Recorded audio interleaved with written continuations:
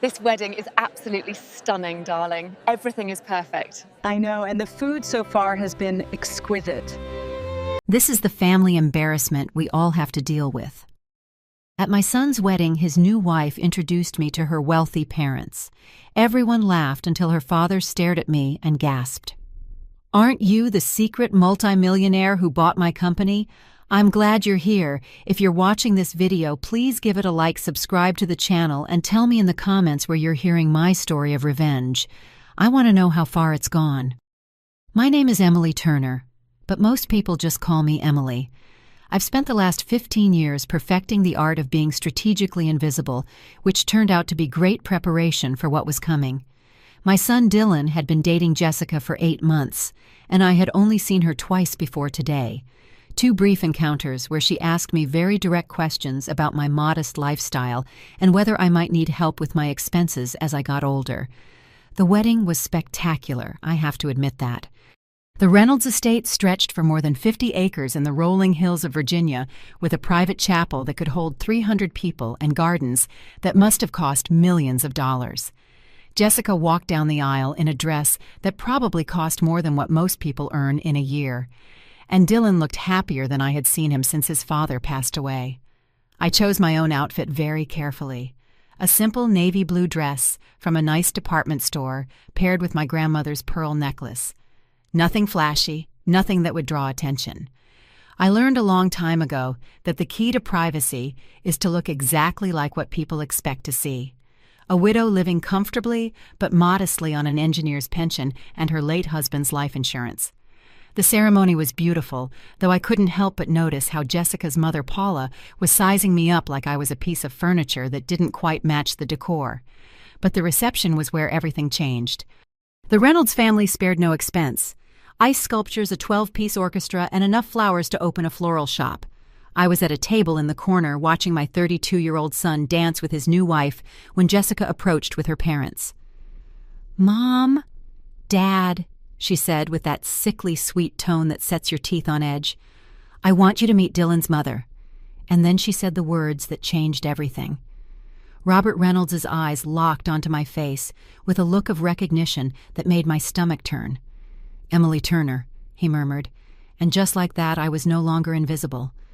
"Wait, aren't you the woman from the Reynolds Holdings acquisition board 3 years ago? Aren't you that mysterious investor who bought my company?"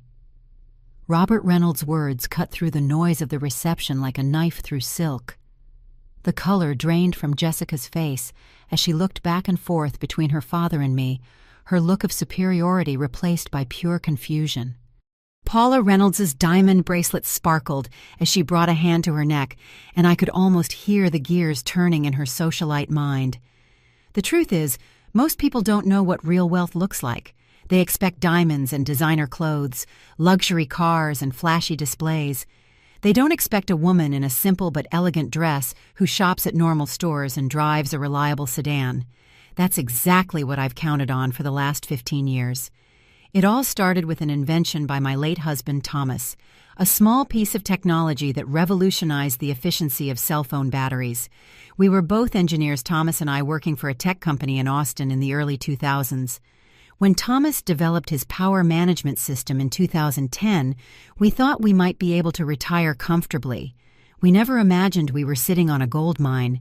The patent was sold in 2012 for $25 million. Dylan was 24 at the time, fresh out of his master's program in marketing, full of dreams of building his own career.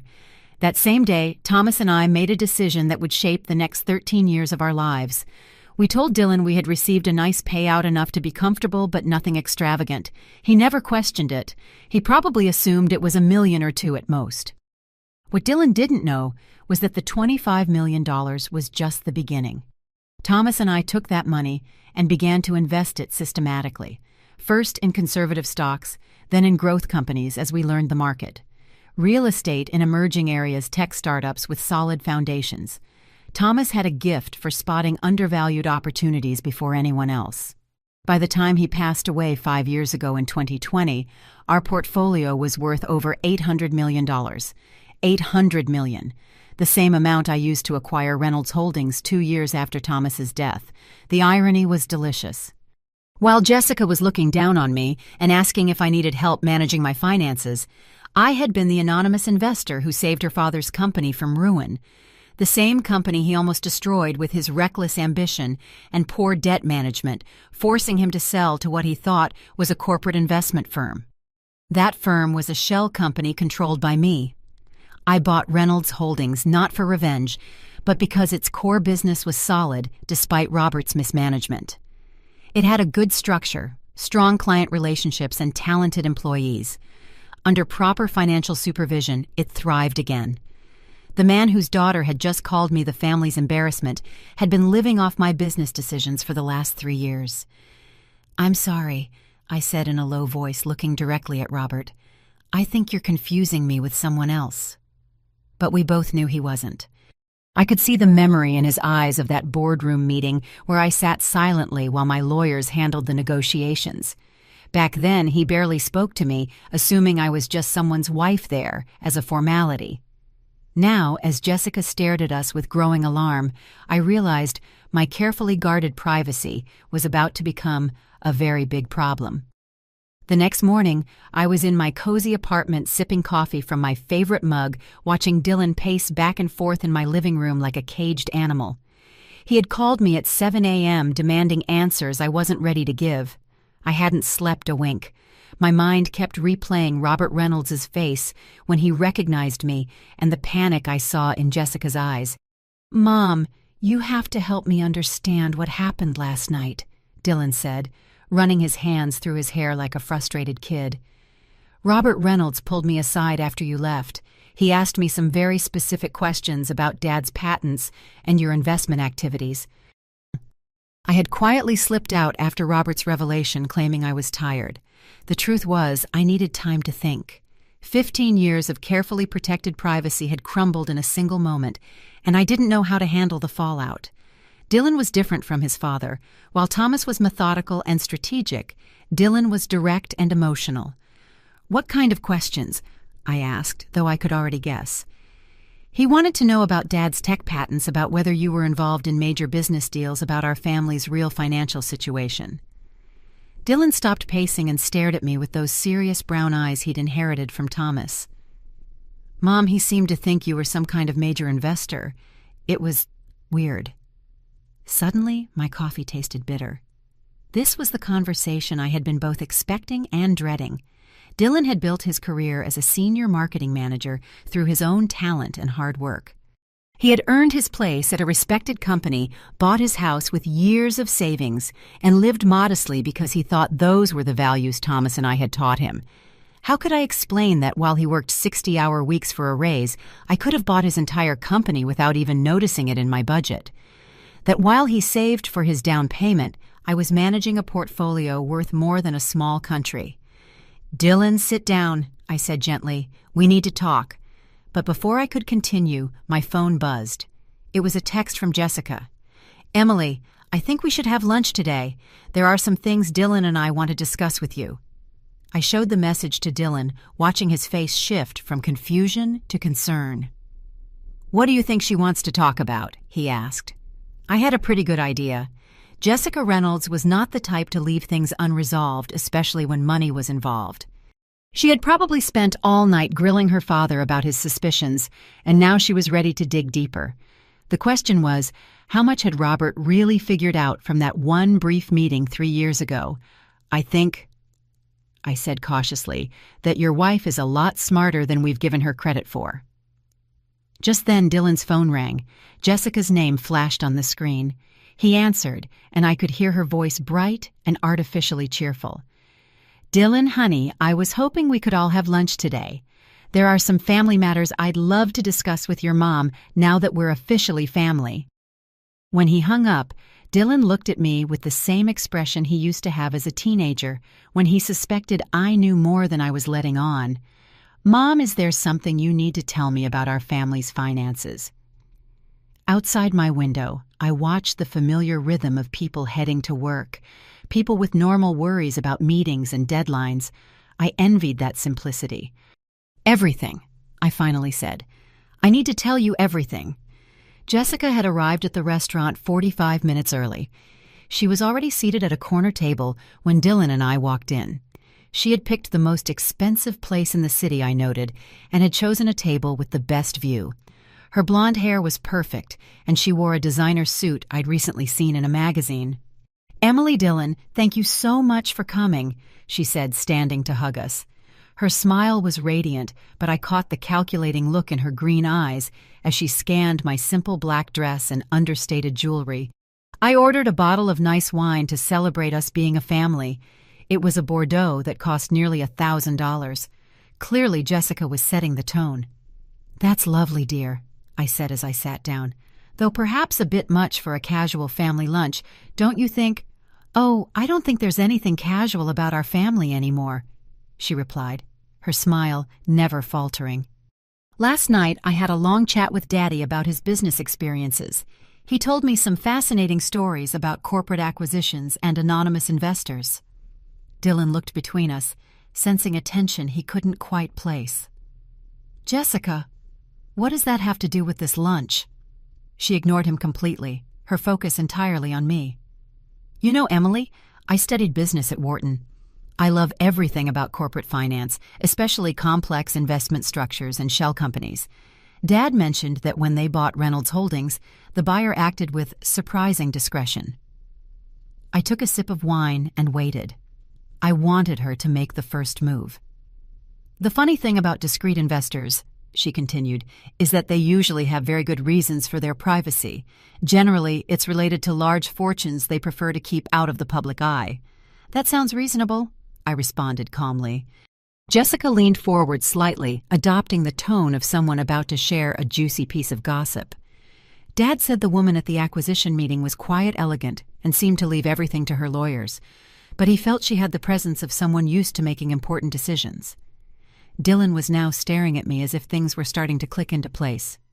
"Mom." Before I could say anything, Jessica took out her phone and showed us a photo. It was a news article from 3 years ago about the purchase of Reynolds Holdings, with a small picture from the signing. There, half hidden between lawyers and executives, was a woman in a navy blue dress, her face barely visible. "The image quality isn't the best," Jessica commented casually. "But the woman's posture, her height, even the way she's holding her purse, it's incredibly similar to you, Emily." The silence stretched on as Dylan studied the photo, a spark of recognition dawning in his expression.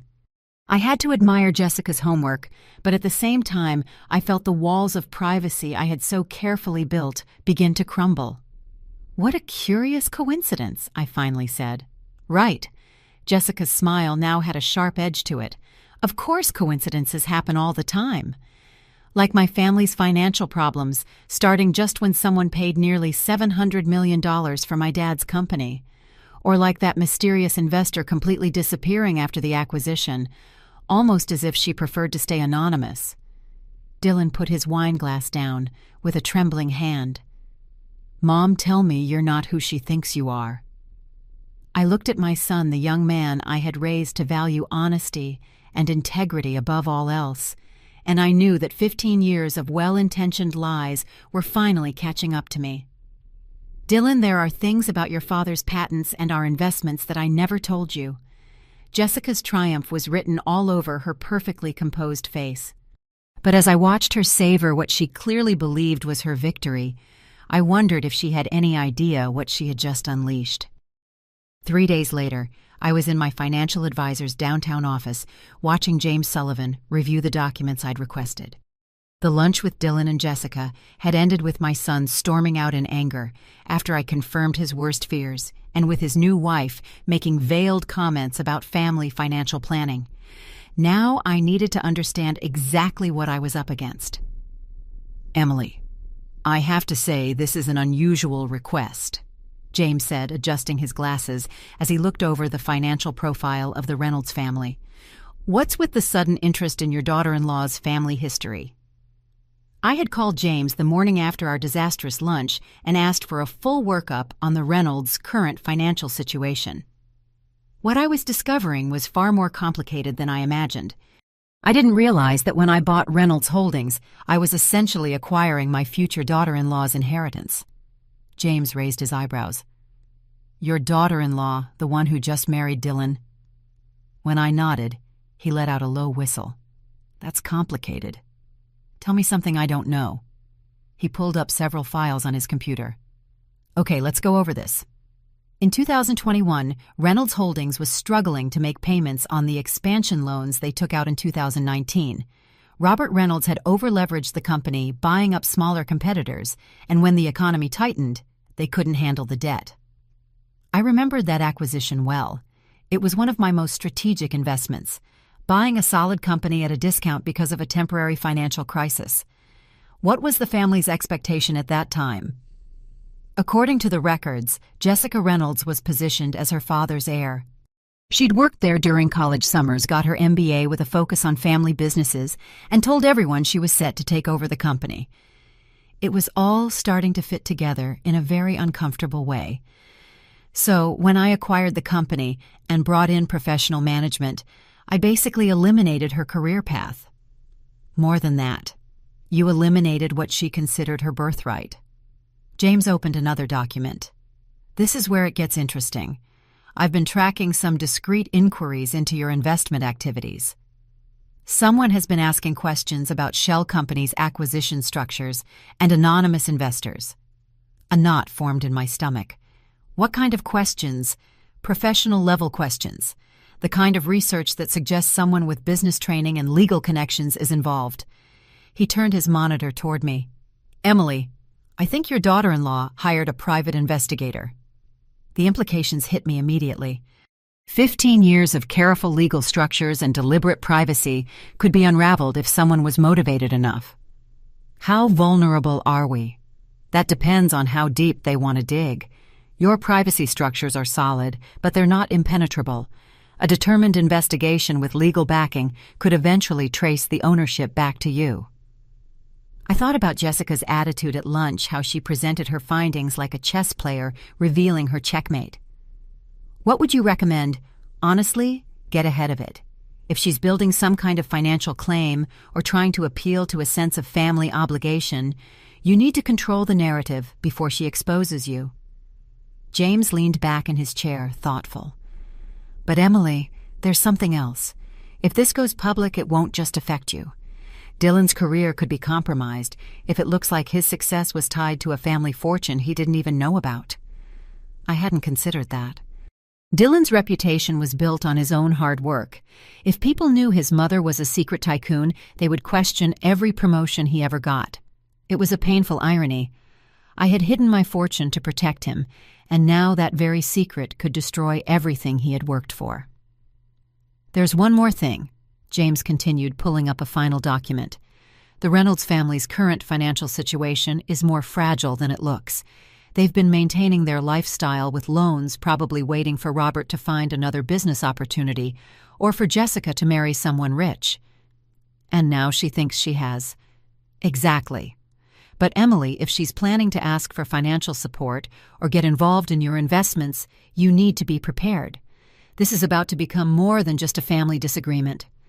When I left James's office, I realized I was facing the same choice Thomas and I had made 15 years ago, only now the stakes were much higher. This time I wasn't just protecting my son's independence. I was fighting to keep everything I had built from being turned against my own family. That night I did something I hadn't done in months. I opened a bottle of fine wine that Thomas and I had been saving. I poured myself a generous glass and spread 15 years of financial records across my dining room table. If Jessica wanted to play investigator, she was about to find out she had picked the wrong person. The numbers told a story of patience and strategy. Thomas and I hadn't just gotten lucky. We were methodical. We researched every investment, diversified carefully, and reinvested our profits. Those initial $25 million grew to $50 million by 2015, then to $200 million by 2018. By the time Thomas died, our net worth was over $700 million, and I had continued to grow it. More importantly, I had been quietly building something bigger than just wealth. I had significant shares in a dozen different companies, held licensing agreements on 17 different technologies, and had invested in everything from renewable energy to biotech. I wasn't just a woman with money. I was deeply involved in the world of innovation in a way that even James didn't fully understand. My phone buzzed with a message from Dylan. "Mom, Jessica and I want to come over tomorrow night. She has some ideas about how our family should handle this new information." I almost laughed. Jessica had ideas. I could already imagine what they were.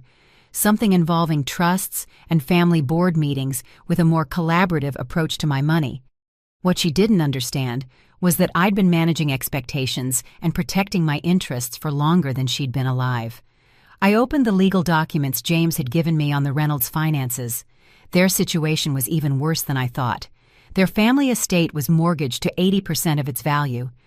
Their investment accounts had been drained to maintain their lifestyle, and they had significant debts, all backed by Robert's belief that he would eventually cash in on his business contacts. Robert thought he had retired comfortably with the money from his company's sale, but the reality was more complicated. Much of his income came from consulting fees and board positions that I myself had arranged through the new management of Reynolds Holdings. His standard of living depended on me, but that was just the surface. I opened my laptop and started digging into Jessica's recent activities. If she had hired a private investigator, there had to be a trail. What I found was both fascinating and disturbing. Jessica had indeed hired a firm specializing in tracking corporate assets. She had also contacted a lawyer who specialized in family estate disputes. And most revealingly, she had opened several new lines of credit in the last month, probably to finance her investigation with the hope of a substantial return. She hadn't just married my son for love. She had married him as an investment strategy. The wine was making me philosophical, or maybe just honest with myself for the first time in years. I had spent 15 years being the discreet widow, letting people think I was living a modest life while silently building something massive. But Jessica's little performance at the wedding had changed everything. I was tired of being underestimated. More than tired, I was done allowing it. Tomorrow, when Dylan brought his wife over to talk about her ideas for our family's financial future, I was going to give them a lesson on who exactly they had decided to investigate. Because Emily Turner, the cautious investor, was about to become Emily Turner, the strategic opponent. And I'd been winning games for 15 years that other people didn't even know they were playing. Dylan and Jessica arrived at my apartment the next night with the air of diplomats approaching a delicate negotiation. I had prepared for them with a simple cheese and fruit platter and a moderately priced bottle of wine, nothing that would give away my true resources. "Mom, thanks for sitting down with us." Dylan began, his tone cautious. "I know the last few days have been complicated." Jessica was dressed in a sharp business suit. Her Wharton training was evident in both the folder she carried and the way she settled into my armchair.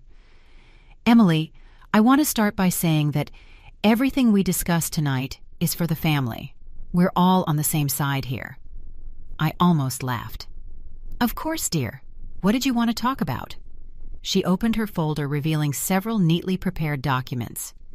"Well, I've been thinking about our conversation at lunch, and I think we may have gotten off on the wrong foot. I'd like to propose a more collaborative approach to our family's financial planning." "Collaborative how?" "Jessica has some ideas about how we could structure things to benefit everyone," Dylan added, clearly uncomfortable.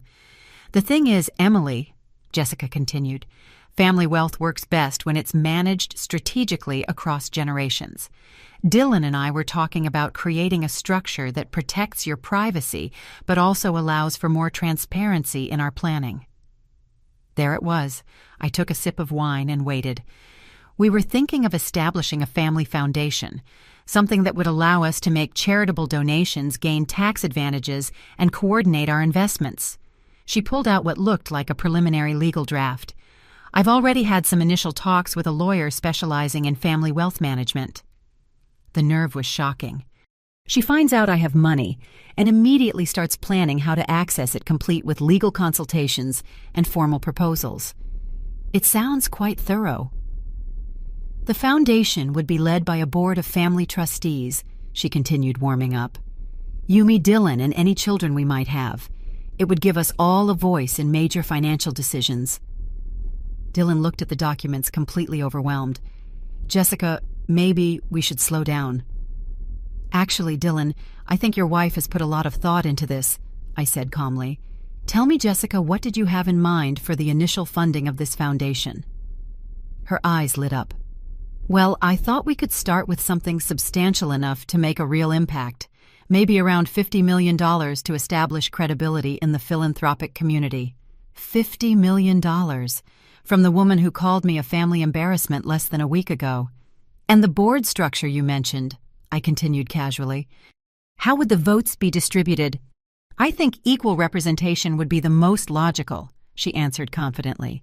3 trustees, 3 votes. Very democratic. I set my wine glass down and looked her straight in the eye. Jessica, can I ask you something honestly? Of course. Do you love my son? The question caught her completely off guard. She glanced at Dylan, then back at me. What kind of question is that? A simple one. Do you love Dylan for who he is, or do you love what you think being married to him represents? The silence in the room was thick with tension. Dylan looked between us, growing more nervous by the second, and Jessica's calm facade began to crack. I think it's unfair how you're framing our relationship. Is it? I stood up and walked to a bookshelf where I pulled out a folder I had prepared. Because I have some information that might clarify things. I returned to my seat, opened the folder, and showed her the investigation report James had prepared. Her face went pale as she recognized some of the documents. This is a record of your communications with Aguilar Private Investigations over the last 2 weeks, I said evenly. It seems you hired them to research corporate ownership structures and trace anonymous investors. Quite expensive from what I can see. Dylan stared at his wife in disbelief. Jessica, you hired private investigators. It's not what it looks like, she said quickly. I just wanted to better understand the family's financial situation. You were building a case, I corrected her. These documents show you also consulted with Vance Peters and Associates, a law firm that specializes in family estate disputes and trust litigation. I pulled out another paper. This is interesting. You opened 3 new lines of credit in the last month, borrowing against a supposed future improvement in your family financial status. That's a pretty bold assumption. Jessica was unraveling. Her carefully constructed composure was gone. Emily, you have to understand. I was just trying to protect our family's interests. Whose interests exactly? I asked. Because according to this financial analysis, James prepared your family's situation is far more fragile than you've let on. I placed several more documents on the coffee table. Your parents' estate is mortgaged for nearly 80% of its value. Their investment accounts have been drained to maintain their lifestyle ever since your father lost Reynolds Holdings. In fact, most of their current income comes from consulting contracts that I arranged through the company's new management. Dylan scanned the documents, his expression shifting from confusion to anger, and then to a deep, profound disillusionment. Mom, how do you know all this? Because, Dylan, when someone starts investigating me, I investigate them back. And what I discovered is that your wife's family has been living on borrowed time and borrowed money for the last 3 years. Jessica finally found her voice, but it was trembling. That doesn't change the fact that we're a family now. We should be working together, not against each other. You're absolutely right, I said, standing and walking to the window. We should be working together. I turned to face them both. The question is, what kind of work did you have in mind? Because here's what I think happened. You found out I have money, and you immediately started planning how to access it. Not how to contribute, not how to help manage it, but how to restructure it so you would have control over it. That's not fair, Jessica protested. Isn't it? I pulled one last document from my folder. This is a recording of a phone call you had with your college roommate 3 weeks before you met Dylan. In it, you specifically mention that you're tired of dating men who can't offer you financial security, and that you're looking for someone from a stable family with good long-term prospects. The silence that followed was absolute. Dylan was looking at his wife as if he was seeing her for the first time, and Jessica looked like she was calculating how fast she could run. Dylan, I said gently, I think you should ask yourself if the woman you married is really who you thought she was. But even as I said it, I knew this was only the beginning. Jessica Reynolds was not the type to give up easily, and I had just shown her exactly how much was at stake. So what happens now? Dylan asked in a low voice. I looked at my son, the man I raised to value honesty and hard work, and I made a decision that would change all of our lives. Now, I said, we find out what everyone is really made of. The next 2 weeks passed in a tense silence. Dylan temporarily moved back into his own apartment, telling me he needed time to process everything. Jessica had stormed out of my apartment that night, but not before making it clear she considered our conversation a declaration of war, and she proved to be far more dangerous than I had imagined. The first sign of trouble came when James Sullivan called me on a Friday morning. His voice was tense. Emily, we have a problem. Someone has been making inquiries with the SEC about your investment structures. Professional inquiries suggesting they're building a case for some kind of regulatory violation. My stomach dropped. What kind of violations? Failure to properly declare beneficial ownership in publicly traded companies, possible use of insider information, questions about whether your shell companies properly reported their activities. He paused. Emily, this isn't just curiosity anymore. Someone is trying to build a legal case against you. I knew exactly who that someone was. How serious is this? It depends on what they find. Your structures are legal, but complex financial schemes can look suspicious to regulators. If they file a formal complaint, you could be facing months, even years of investigations, even if you're eventually cleared. The implications were overwhelming. Not just the legal costs, but the media exposure would destroy the privacy I had maintained for 15 years. What do you recommend? Frankly, shut this down before it gets worse. Whatever family conflict is driving this needs to be resolved quickly because regulatory scrutiny has a way of expanding. I hung up the phone, my mind racing. Jessica had escalated from private investigation to all-out legal war, hoping to force me into a settlement. It was a smart, if morally bankrupt, strategy. My phone rang. It was Dylan. Mom, we need to talk. Something happened. He arrived an hour later, looking gaunt and older than his 32 years. Jessica filed for legal separation. He said it bluntly. Her lawyer says she's concerned about potential financial liabilities from undisclosed family assets. I almost admired her thoroughness. By filing for separation, she was legally protecting herself while setting the stage for a divorce negotiation. I'm sorry, Dylan. Are you really? He looked at me with eyes that held more pain than anger. Because it feels like you orchestrated this, like you wanted my marriage to fall apart just to prove a point about her intentions. The accusation hurt more than I expected. Dylan, I never wanted your marriage to fail. I wanted you to understand who you married before it was too late. By destroying her family's financial stability and investigating her like a criminal, he shot back. Mom, I don't even know who you are anymore. That stung, but I held my ground. I'm the same person who taught you to value honesty and integrity. The same one who wanted you to succeed on your own merits, not because of family money. And look how that turned out, he said bitterly. My wife is leaving me. Her family's finances are in ruins, and my mother is some kind of business tycoon who's been lying to me for 15 years. I wanted to comfort him like when he was a little boy, but the distance between us felt miles wide. Dylan, there's something else you need to know. Jessica has filed complaints with federal authorities about my investment activities. She's trying to force me into a public legal battle. He stared at me. What does that mean? It means this isn't over. It's just beginning. And I need you to decide if you're going to stand with me or if you're going to let her destroy everything I've built to protect our family. The silence stretched between us. Finally, Dylan looked at me with what seemed like the beginning of understanding. What do you want me to do? The meeting took place in James Sullivan's boardroom the following Monday. It was me, Dylan Jessica, her lawyer Mark Vance, and her parents Robert and Paula Reynolds. The air was so tense you could cut it with a knife. Let's be clear about why we're here. Mark Vance began smoothing his expensive suit.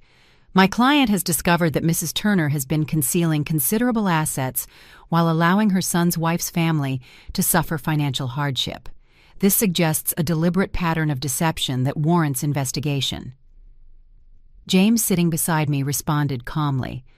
Mr. Vance, Mrs. Turner's financial activities are perfectly legal. Your client's recent complaints to the authorities seem motivated by personal animosity rather than legitimate concerns. Jessica leaned forward. This isn't about personal animosity. It's about family responsibility and transparency. Emily has been manipulating people's lives while pretending to be someone she's not. I finally spoke. Jessica, I have never manipulated anyone. I invested in failing companies and made them thrive.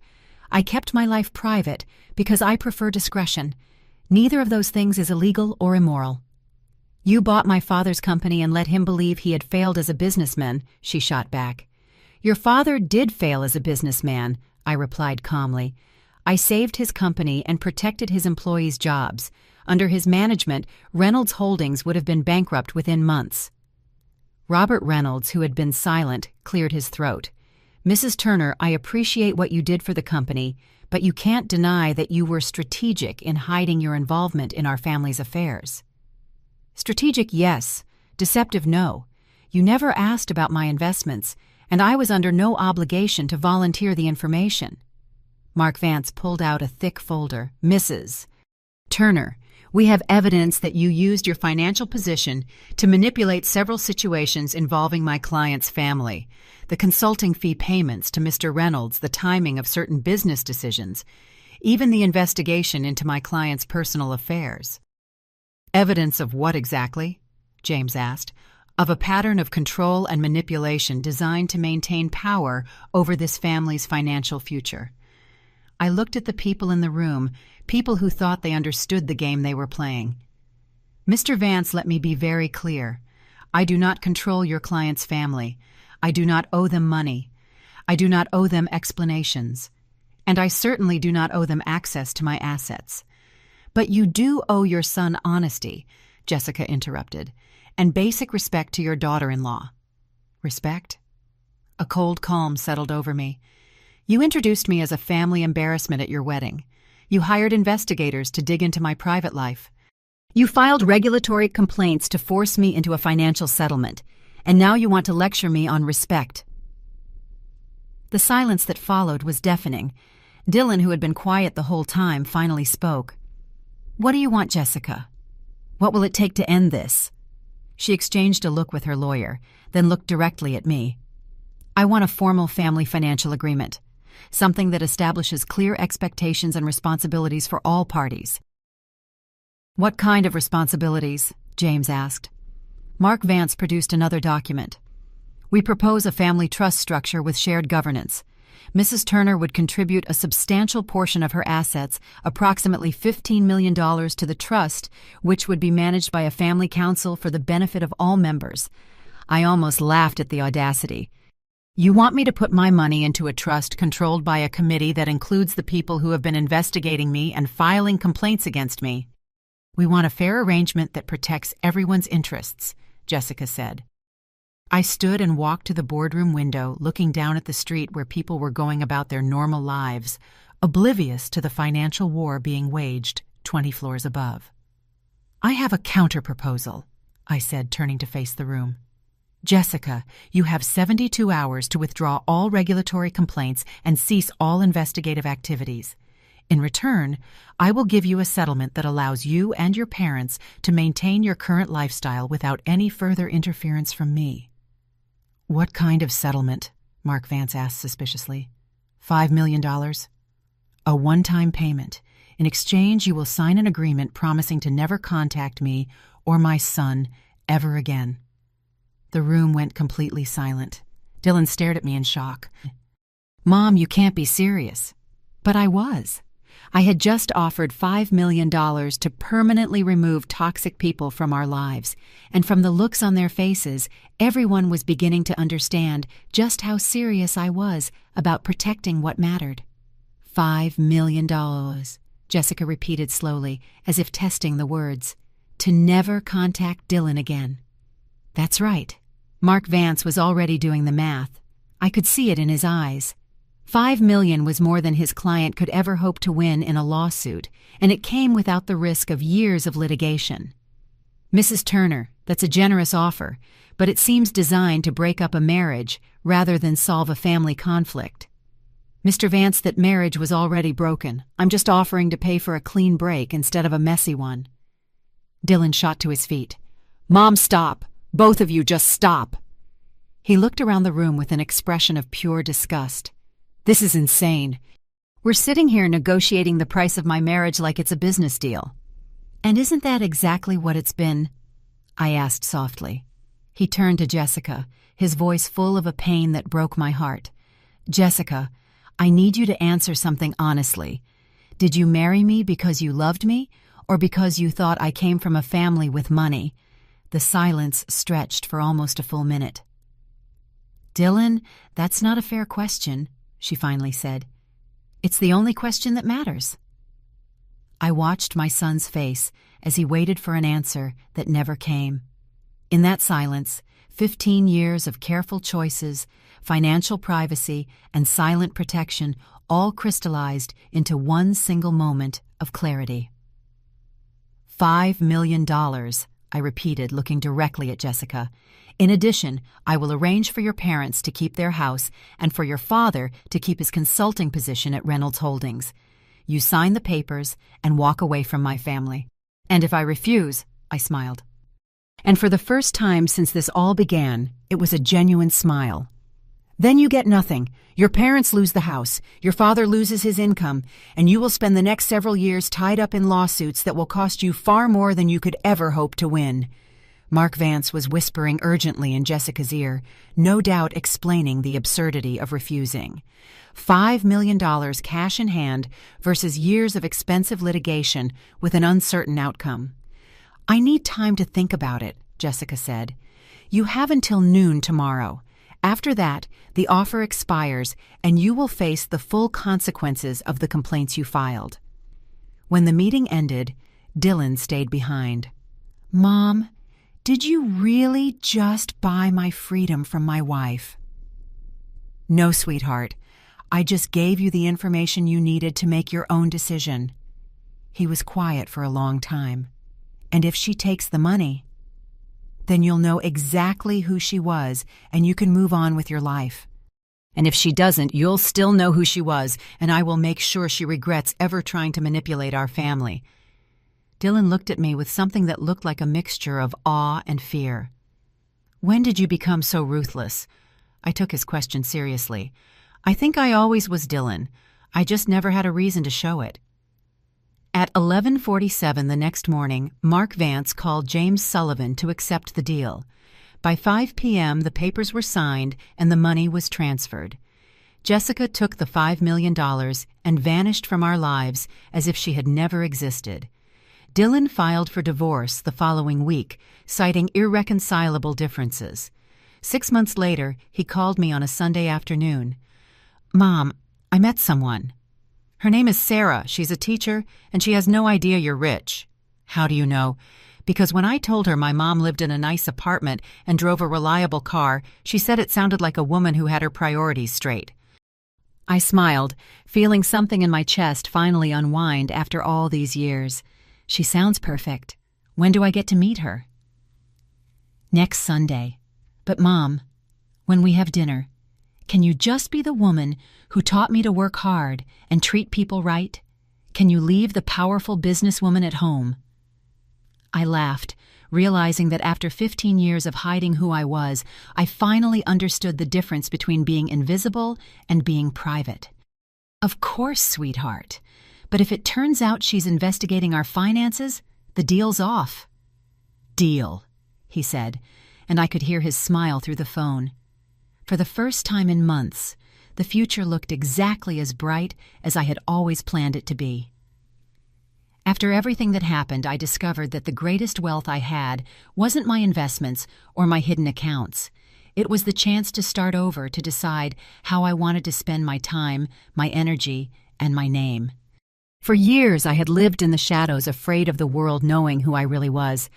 Now I understood that real power was in choosing how I wanted to be remembered.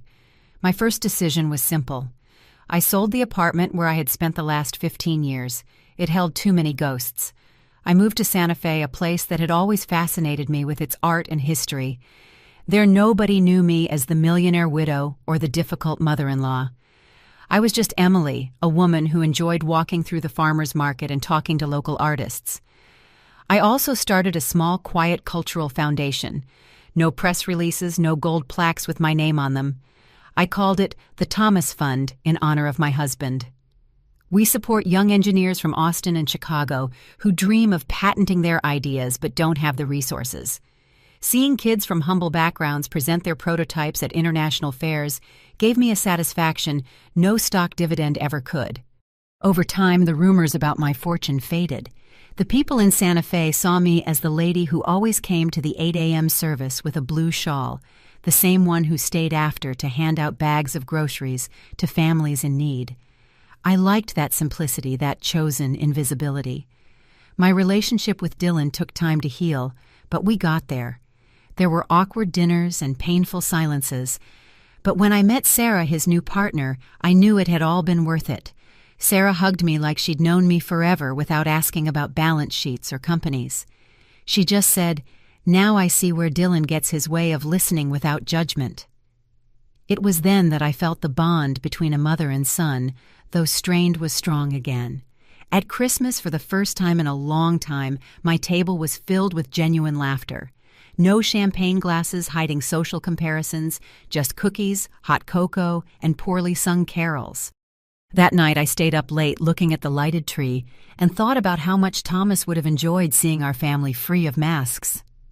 I won't lie, there are still moments when the shadow of Jessica enters my thoughts. I know that with $5 million, she'll find another way to reinvent herself, maybe in another city with another victim. But that's not my problem anymore. I learned that I can't save everyone, and I don't have to carry those who only see me as a walking ATM. Now my days are filled with simple routines: pottery classes, brunch with my neighbors, and occasional trips to support community projects. I don't need bodyguards or armored cars. I need peace, and you can't buy that with millions. The funny thing is, when I stopped hiding who I was, I also stopped being afraid. I'm no longer scared of someone discovering my fortune, because I understand that the numbers in a bank account don't define my worth. What defines me is how I use those resources to transform even just a little the lives of others. A few months ago, a young student who received a scholarship from the Thomas Fund approached me with tears in his eyes. "Mrs. Emily, thank you. If it wasn't for you, I'd still be loading boxes in a warehouse. Now I'm in Pittsburgh finishing my engineering degree." That sincere gratitude was the real end to all the drama with the Reynolds family. Today I look back and smile. Yes, I was invisible for 15 years, but I learned that invisibility can be a strategy, not a sentence. And I also learned that the most elegant revenge isn't destroying the person who tried to humiliate you, but thriving in their absence. So here I am in my 60s, living in a town that smells of fresh bread and bougainvillea, surrounded by people who measure me not by my money, but by my presence. I finally understood that life wasn't asking me to be perfect, just to be authentic. And if anyone ever introduces me as the family embarrassment again, I have my answer ready. The real embarrassment is wasting a life trying to impress others when you could be spending it leaving a mark that actually matters. The story we tell is fictional, but it is inspired by real events. The names and places have been changed to protect the identities of those involved. We don't tell this to judge, but in the hope that someone will listen and stop to think how many mothers are suffering in silence within their own homes. I'm truly curious. If you were in my place, what would you have done? Would you choose silence to keep the peace, or would you dare to confront everything to reclaim your voice? I want to know what you think, because every story is a candle that can light the way for someone else. God always blesses, and I firmly believe that courage leads us to better days. Meanwhile, on the end screen, I'm leaving you two of the channel's most beloved stories. I promise they will surprise you. Thank you for staying until the end.